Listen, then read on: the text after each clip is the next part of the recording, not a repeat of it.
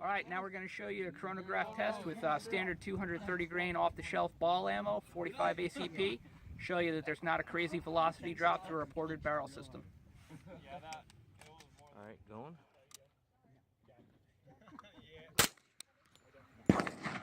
803.